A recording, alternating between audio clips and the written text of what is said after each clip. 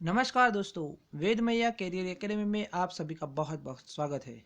दोस्तों, आज से हम एनसीईआरटी की सीरीज चलाने जा रहे हैं, जिसमें आज हम एनसीईआरटी के भूगोल को देखेंगे। दोस्तों, आज से शुरू हो रही इसी एनसीईआरटी की सीरीज से हम आपको एनसीईआरटी के ऐसे फैक्ट्स बताएंगे जो बार बार एग्ज़ाम में पूछे जाते हैं। दोस्तों, यूपी हो एससी हो या यूपी पीसीएस हो या कोई भी स्टेट की पीसीएस हो, इसमें आपको बहुत ही अच्छी और बहुत ही महत्वपूर्ण जानकारी आज हम आपको देंगे। तो आइए दोस्तों, देखते हैं सौर मंडल में पृथ्वी। हम बहुत ही महत्वपूर्ण जानकारी को हासिल करेंगे। यह देखते हैं दोस्तों कि सूर्यास्त के बाद आकाश को देखना कितना अच्छा लगता है। आसमान में पहले एक या दो चमकते बिंदु ही दिखते हैं, लेकिन बाद में इनकी संख्या बढ़ती जाती है। आप उनकी गणना नहीं कर सकते। संपूर्ण आकाश छोटी छोटी चमकदार वस्तुओं से भर जाता है, जिनमें से कुछ चमकीले होते हैं एवं कुछ धुंधले। दोस्तों, यहाँ तारे की बातें बताई जा रही है। ये तारे, ग्रह, उपग्रह सभी की। दोस्तों, मैं आपको बताना चाहता हूँ कि हमारे यहाँ 10⁻11 आकाश गंगाएँ है और 10⁻22 तारे है। दोस्तों, ये 10वीं की किताब में लिखा हुआ है, आप वो भी जान सकते हैं। ऐसा प्रतीत होता है मानो आकाश में हीरे जड़े हों। इनमें से कुछ टिमटिमाते प्रतीत होते हैं, लेकिन अगर आप उनको ध्यान से देखेंगे तो आप पाएंगे कि इनमें से कुछ भी टिमटिमाहट अन्य से अलग है। ये बिना किसी टिमटिमाहट के चंद्रमा के समान चमकते हैं। इन चमकीली वस्तुओं के साथ आप लगभग प्रतिदिन चंद्रमा को भी देखते हैं। यह अलग अलग समय पर अलग अलग आकार तथा अलग अलग परिस्थितियों में दिखाई पड़ता है। आप पूर्ण चंद्र को लगभग एक महीने में एक बार देख सकते हैं। यह पूर्ण चंद्रमा वाली रात या पूर्णिमा होती है। जब हम आकाश में देखते हैं और हमें पूर्ण चंद्रमा दिखाई देता है, तो उसी रात को हम पूर्णिमा कहते हैं। और 15 दिन के बाद आप इसे नहीं देख सकते, यानी कि आकाश में चंद्रमा दिखाई नहीं देता। यह नए चंद्रमा की जो रात्रि है, उसे अमावस्या कहते हैं। तो दोस्तों, पूर्ण चंद्रमा वाली रात को पूर्णिमा कहा जाता है, और जब 15 दिन के बाद चंद्र आकाश में दिखाई नहीं देता, तो उसी रात्रि को अमावस्या कहा जाता है। ऐसी रात में अगर आसमान साफ है तो आप आसमान का अवलोकन अच्छी तरह से कर सकते हैं, यानी कि अमावस्या के दिन आप आसमान का अच्छी तरह से अवलोकन कर सकते हो। क्या आपको इस बात पर आश्चर्य नहीं होता कि हम दिन के समय चंद्रमा एवं इन सभी छोटी चमकीली वस्तुओं को क्यों नहीं देख पाते? तो दोस्तों, दिन के समय सूर्य का जो तेज होता है, इसी के कारण हम इन चमकीली वस्तुओं को नहीं देख पाते। ऐसा इसलिए है क्योंकि सूर्य के अत्यधिक तेज प्रकाश के कारण रात के समय चमकने वाली वस्तुओं को हम दिन में नहीं देख पाते हैं। सूर्य, चंद्रमा तथा वे सभी वस्तुएं जो रात के समय आसमान में चमकती है, उसे खगोलीय पिंड कहलाती है। दोस्तों, ये बात आपको जाननी होगी, खगोलीय पिंड किसे कहा जाता है? तो सूर्य, चंद्रमा एवं सभी वस्तुओं जो रात के समय आसमान में चमकती है, उसे खगोलीय पिंड कहा जाता है। कुछ खगोलीय पिंड बड़े आकार वाले तथा गर्म होते हैं। ये गैसों से बने होते हैं। इनके पास अपनी ऊष्मा तथा प्रकाश होता है, जिसे वे बहुत बड़ी मात्रा में उत्सर्जित करते हैं। इन खगोलीय पिंडों को तारा कहते हैं। सूर्य भी एक तारा है। दोस्तों, यह तारों के बारे में हमें जानकारी दी गई है कि कुछ खगोलीय पिंड ऐसे होते हैं जो बड़े आकार वाले होते हैं और गर्म भी होते हैं, और वे गैसों से भरे होते हैं, यानी कि गैसों से ही बने होते हैं।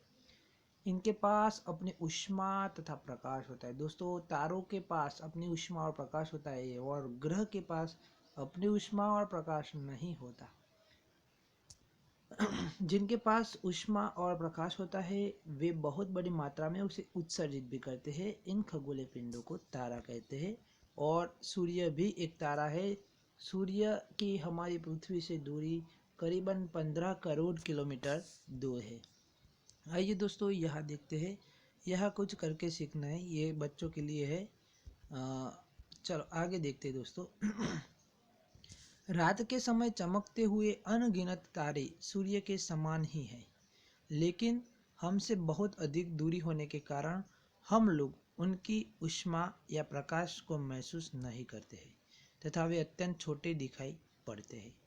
आपने अवश्य ध्यान दिया होगा कि कुछ दूरी से दिखने पर सभी वस्तुएं छोटी दिखाई पड़ती है। अत्यधिक ऊंचाई पर उड़ रहा हवाई जहाज कितना छोटा दिखाई देता है, लेकिन अगर हम वास्तव में उसे अब दूर से नहीं पर अपितु नज़दीक से देखें, यानी कि नज़दीक से उसे देखा जाए तो वह बहुत बड़ा दिखाई देता है।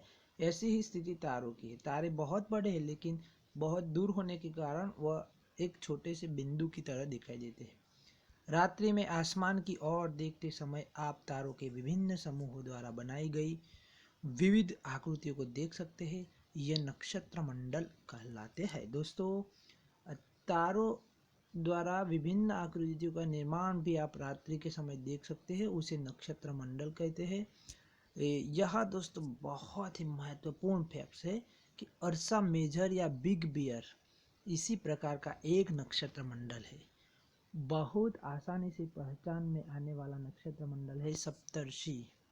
साप्त ऋषि यानी कि ऋषि मतलब के संत और सप्त मतलब के सात, सात संतों के नाम से उसे सप्तर्षि कहा जाता है। आइए दोस्तों उनके नाम भी मैं आपको बताता हूँ।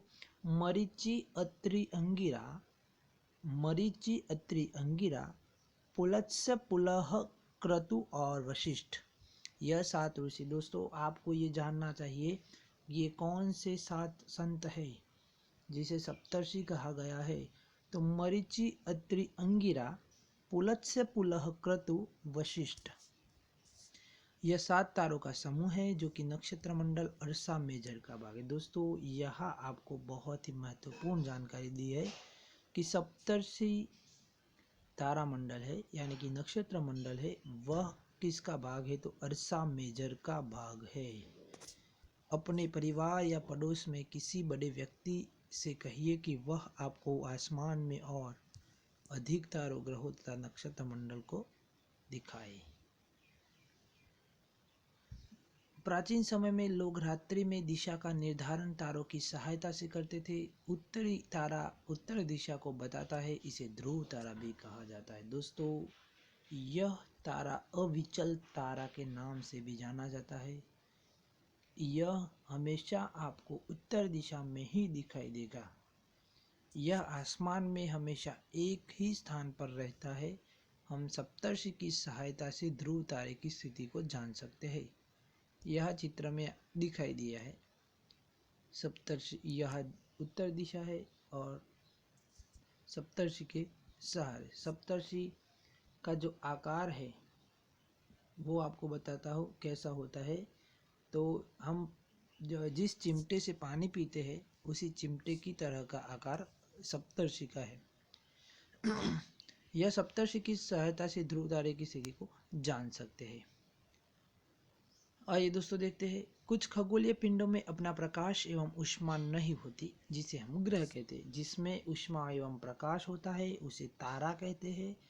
और कुछ खगोलीय पिंड ऐसे हैं जिसमें ऊष्मा नहीं होती, वे तारों की जैसे प्रकाशित नहीं होते, उसे ग्रह कहते हैं। ग्रह जिसे अंग्रेजी में प्लैनेट कहते हैं, ग्रीक भाषा में प्लैनेटाई शब्द से बना है, जिसका अर्थ होता है परिभ्रमक, अर्थात चारों ओर घूमने वाले। पृथ्वी जिस पर हम रहते हैं एक ग्रह है। यह अपना संपूर्ण प्रकाश एवं ऊष्मा सूर्य से प्राप्त करती है, जो पृथ्वी के सबसे नज़दीक का तारा है। पृथ्वी को बहुत अधिक दूरी से, जैसे चंद्रमा से देखने पर यह चंद्रमा की तरह चमकती हुई प्रतीत होगी। आइए दोस्तों यह देखते हैं। कुछ रोचक तथ्य हमें दिए हैं कि बृहस्पति, शनि तथा यूरेनस के चारों ओर छल्ले हैं।